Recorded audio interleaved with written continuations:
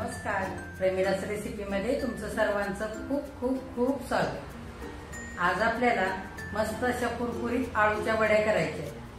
आपण नेहमी आळूच्या वड्या करतच असतो, पण ह्या अगदी वेगळ्या आहेत। करायला खूप सोपे आहेत, खायला खूप छान लागतात। तर ह्या आळूच्या वड्या तुम्ही मुलांच्या डब्याला पण देऊ शकता किंवा कधी पाहुणे येणार असतील तर ह्या वड्या तुम्ही बनवू शकता, नाश्त्यासाठी सुद्धा बनवू शकता। तर आता ह्या वड्या करण्यासाठी आपण लगेचच किचन मध्ये जाऊया। त्याच्या आधी जर माझ्या रेसिपीज तुम्हाला बघायला आवडत असतील तर लाईक, शेअर आणि कमेंट करा। आणि जे कोणी आता माझ्या रेसिपीज नव्याने बघत आहेत त्यांनी चॅनेलला जरूर सबस्क्राईब सुद्धा करा। तर आता आपण वेळ न घालवता लगेचच रेसिपीला सुरुवात करूया।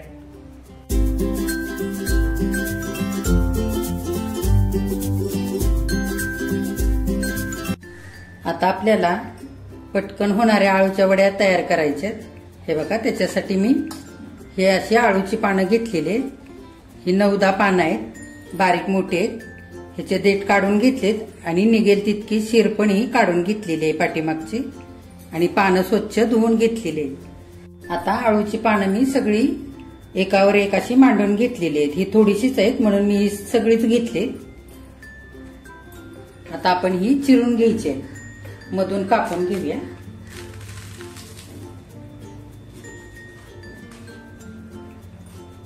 हे बघा, आणखी असं मधून कापून घेऊया म्हणजे छान बारीक आपल्याला चिरता येते।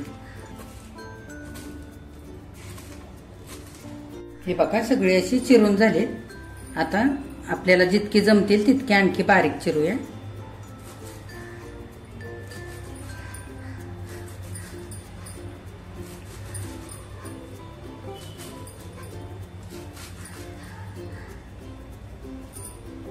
हे बघा, या पद्धतीने मी चिरून घेतलेली आहे।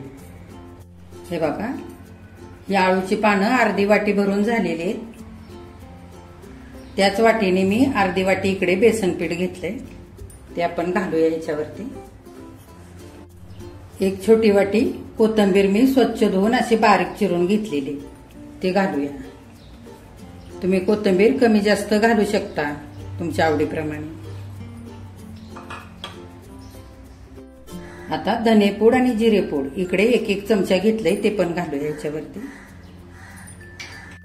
इथे गरम मसाला 1 चमचा आणि आमचूर पावडर अर्धा चमचा घेतलाय, ते पण घालूया। आमचूर पावडरीमुळे छान असं आंबटसर चव येते। इथे मी घरातलं लाल तिखट घेतलंय 1 चमचा आणि थोडीशी गुळ पावडर घेतली 1/2 चमचा। तर तुम्ही गुळ सुद्धा घालू शकता थोडासा, गुळामुळे छान चव येते वडीला। आता आपण थोडासा ओवा घालूया, अर्धा चमचा ओवा घेतलाय। ओव्याची पण चव खूप छान लागते वडीमध्ये। तीळ घेतलेत, पांढरे तीळ 2 चमचे, ते पण घालूया। इथे मी लसूण, मिरची आणि अर्धा इंच साधारण आलं आणि 2 चिमटी जिरं हे असं बारीक वाटून घेतलंय। हे साधारण 2 चमचे मिरची पेस्ट तयार झालेली, ती घालूया। तुमच्या आवडीप्रमाणे तुम्ही कमी जास्त तिखट करू शकता। इथे 1/2 चमचा हिंग घेतलाय, तो पण घालूया।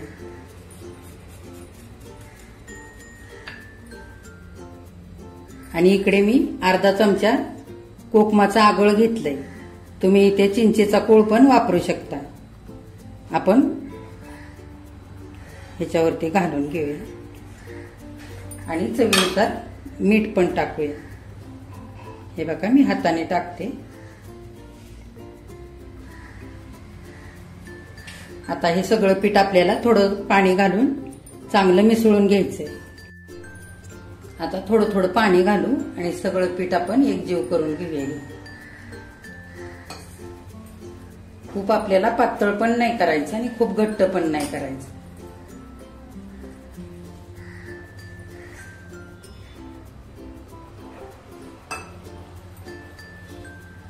आता हे वडीचं पीठ मी हाताने चांगलं मिक्स करून घेतलंय। 1/2 चमचा हळद घालूया आणि चांगलं एकजीव परत करून घेऊया।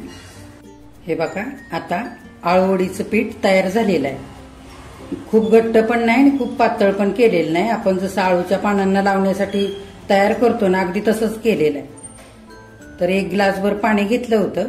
अर्ध्यापेक्षा थोडं जास्त पाणी आपल्याला लागलेलं आहे. इतकंच पाणी मी वापरलेलं आहे. आणि आपण मिरची, लसूण, आलं आणि ओवा घातलेला आहे.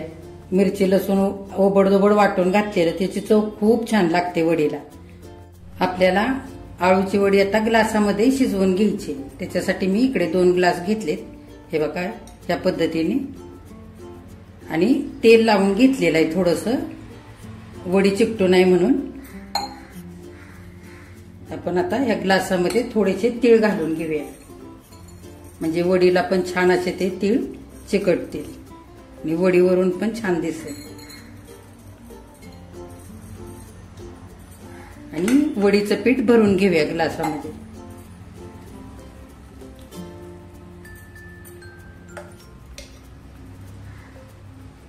असं घट्ट भरायचं दाबून.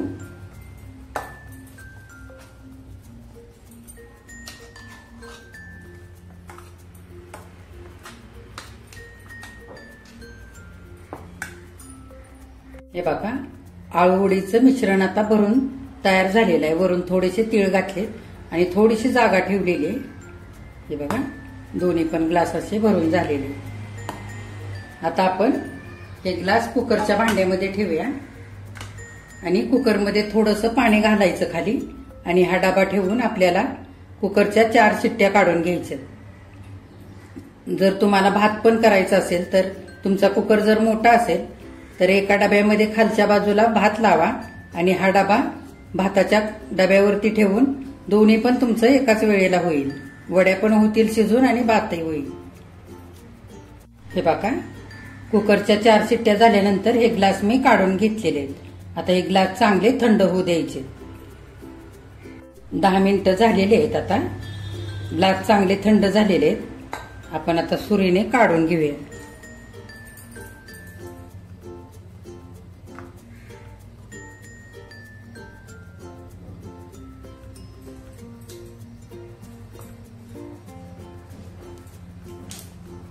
हे बघा साईडने चांगलं सुरीने आता मोकळं करून झालेलं आहे. आपण काढून घेऊया.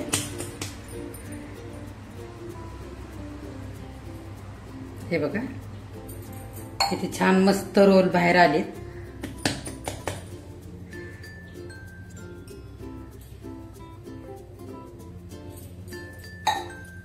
आता आपण हे कापून घेऊया. हे बघा पाहिजे त्या आकारामध्ये आता कापून घ्यायचे.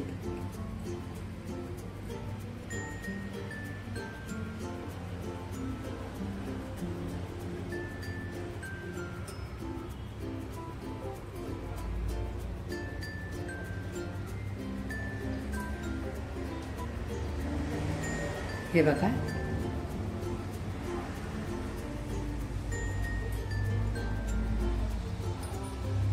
हे बघा आता आळूच्या वड्या सगळ्या कापून झालेल्या आहेत. आता ह्या आपल्याला तळून घ्यायच्यात किंवा शालो फ्राय केल्या तरी पण ह्या वड्या छान कुरकुरीत होतात.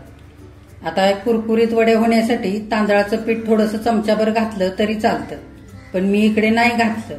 माझं चण्याच्या डाळीचं पीठ घरचंच होतं, ते थोडंसं जाडसर होतं पीठ, त्याच्यामुळे मी इकडे तांदळाचं पीठ नाही वापरलं.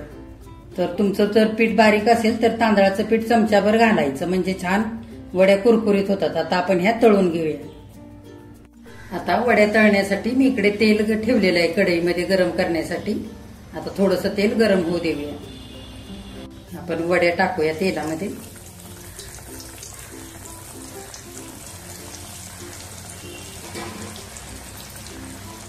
छान आपल्याला बदामी रंगावरती तळून घ्यायच्या. हे बघा आता काढून घेऊया. हे बघा सगळ्या आता आळूच्या वड्या तळून झालेल्या आहेत. किती मस्त झाल्यात बघा. अगदी एकसारख्या आणि गोल पण झाल्यात. आता आपण ह्या एका डिश मध्ये काढून घेऊया. बघा आता आळूच्या वड्या आपल्या खाण्यासाठी तयार आहेत. मी तुम्हाला एक तोडून दाखवते.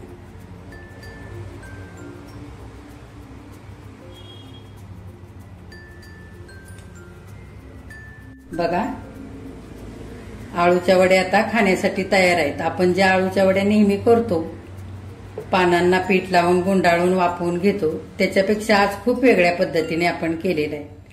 बघा, एकसारखा आकार आलेला आहे ग्लासामध्ये केल्यामुळे आणि छान कुरकुरीत सुद्धा झालेले आहे. तर माझ्या चॅनेलवरती मी पटकन होणारी कोथिंबीरची वडी ती पण रेसिपी टाकलेली आहे आणि नारळाच्या दुधातल्या आळूच्या वड्या ती पण रेसिपी टाकलेली आहे. तर त्या पण तुम्ही दोन्ही बघा आणि ह्या प्रकारे आता तुम्ही पण आळूच्या वड्या करून बघा आणि माझ्या चॅनेलला लाईक, शेअर आणि सबस्क्राईब सुद्धा करा.